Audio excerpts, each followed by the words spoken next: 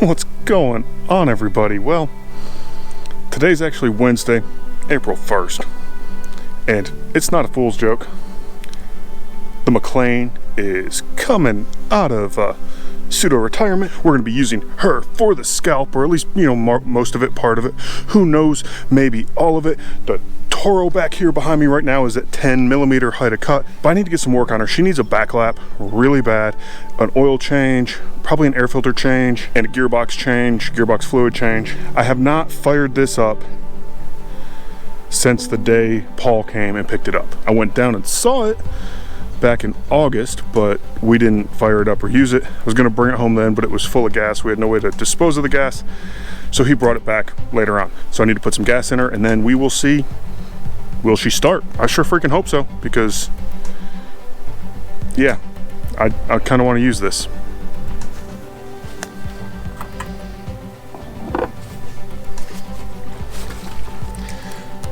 A fresh, full 5-gallon sure can of ethanol-free gasoline.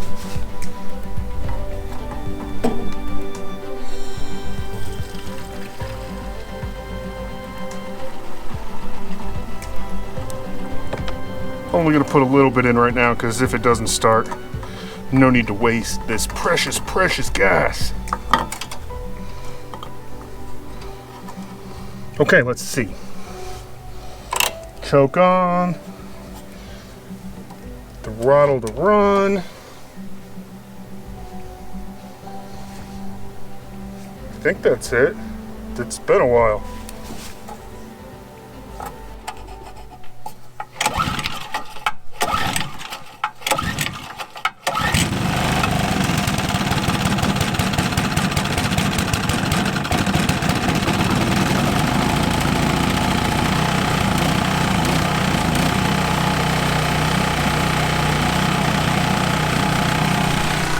Let's take a little distancing of the lawnmower from the lawnmower, because it's really loud. Those Briggs motors, holy cow, they're loud.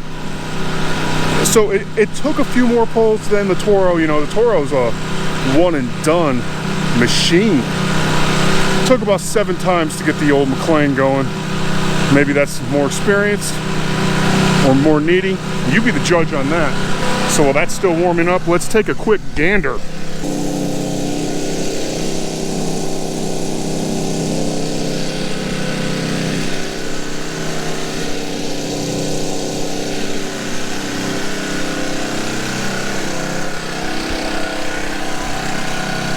All these dark areas back here, that's all Bermuda. I'm probably right around the 50% mark for the backyard. I did spray Monument on Monday the 30th of March, so we're 2 days post-Monument. The rye should be on its way out here in the next 10 to 14 days. Let's see how this beast handles the awakening. I just did one little quick pass. I'm not sure if the bar was adjusted up or down. No, I think he left it the same, but I do have it at the lowest scalp setting. It looks, it's okay. We'll probably still have, I'll probably have to use the Toro, but let's get to work on this guy.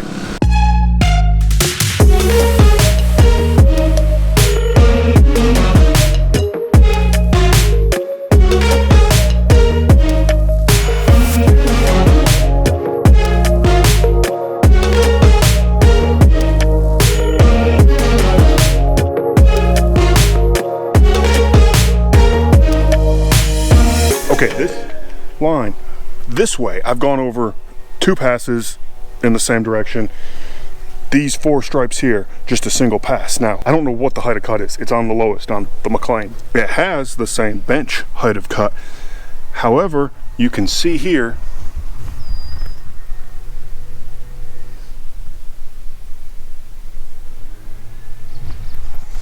there's actually a really big difference in the actual height of cut of what you're getting, because once I did the first pass, so I go back again, it's able to take a little bit more off. Each subsequent pass I take on this is going to get lower and lower and lower down to almost the bench height of cut will then be the actual height of cut. But right now it's not that. So lots of passes to make, a whole lot of passes to make.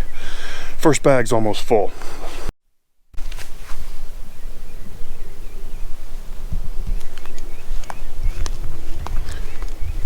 See those urine stains where the dog killed off what was there over winter. Bermuda's taken over. So I have two cuts, two passes essentially from, you know, here this way.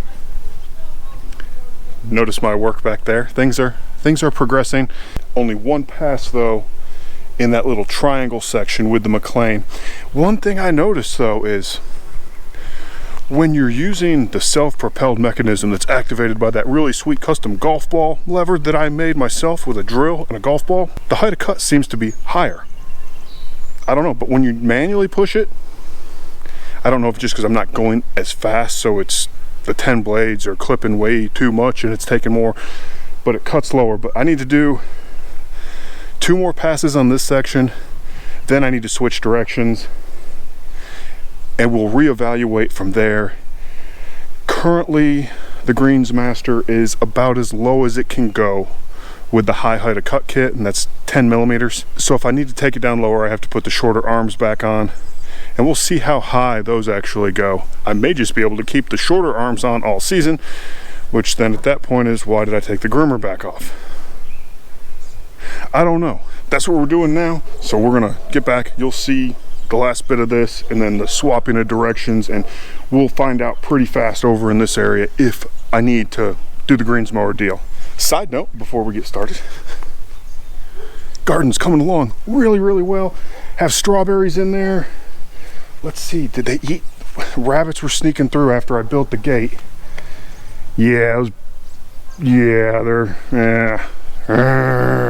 fun part is though, back up in this area though, my dog had one trapped, and it was a big home. It was almost a Texas-sized jackrabbit. Those things are huge. Not really, but it was a big rabbit. Dog almost got it. I hope she gets it. She needs to kill more of those damn things. So yeah, I have some zucchini and some squash, little tomato seedlings I put in the ground. Then I have some beans. Way too early to have beans in the ground, but I have a lot more of the seeds, and I found out after I planted like 12 or 16 plants, which that's going to produce pretty much all the beans at once, that every like 2 weeks I need to just drop some more seeds, kind of spacing it in there, and that'll get me through summer. So I may have to order some more seeds since I can't go out anymore. Then a lot of stuff still left to do over here. Okay, back to work now.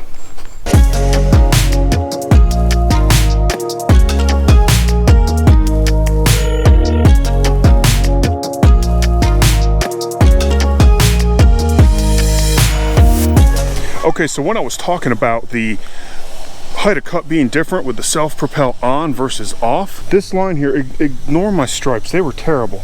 But both of these areas received the same number of passes. But starting here, I stopped using the self-propel, and here I had the self-propel. That's like a fingertip difference. That's a big difference.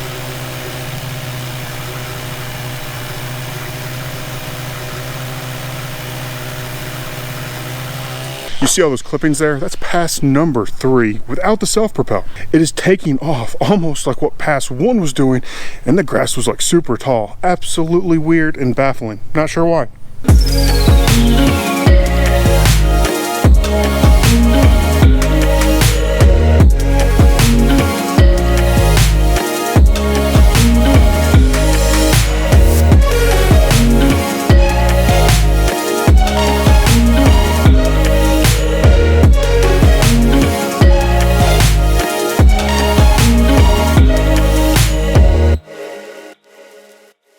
Okay, so that's 3 passes going lengthways and 2 passes going this way. These 2 rounds of passes, no self-propel, it was all manually pushed, and it sucked. You saw that basket of clippings there? That was from just from here over. So it's not a whole lot of lawn, but there's a whole lot of clippings. It's getting better. I'm able to go further distances without emptying the clippings, but look at it's getting some dirt showing through here, but it's still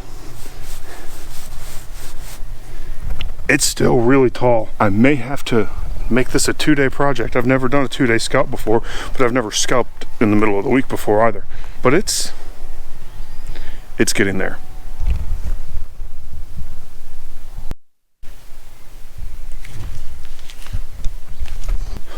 Okay, 7 passes.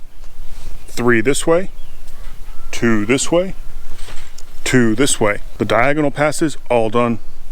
Manually pushing it, no self-propel action at all. Not sure how this is going to show up.